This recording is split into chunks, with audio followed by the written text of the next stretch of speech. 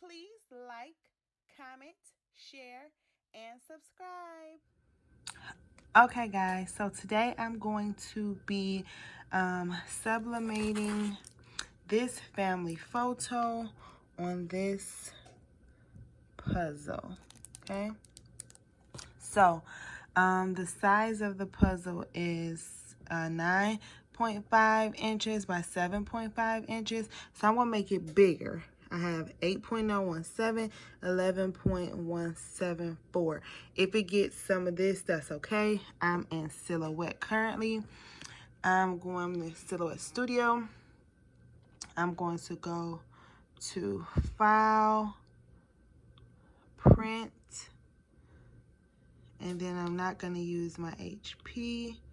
I'm going to use my Epson, and my preset is Popping Colors because I've learned that this works the best. We use this color matching.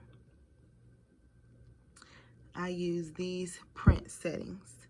So Premium Presentation Paper Matte, Normal, Mirror. Now I can change. I can change normal to best quality, and I think I'm gonna change it on there for today. That's how it should be, but we're gonna see the difference because I've been doing it on normal and it's been great. So best quality, ooh, it's gonna be even better. Okay, so we're gonna see how this goes.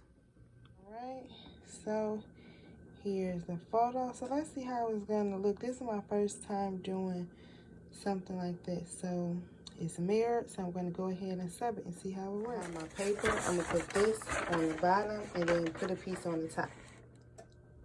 So it's at, what's 460 seconds. We're gonna see how it turns out. Okay, I am thoroughly impressed with this. It looks so good and crisp and clear. Look at the quality. And I'm also a photographer, so I actually took this family photo. So it means that much more to me. But yeah, this turned out really, really good. I love it. Thank you for your time. Please like, share, and subscribe. Bye.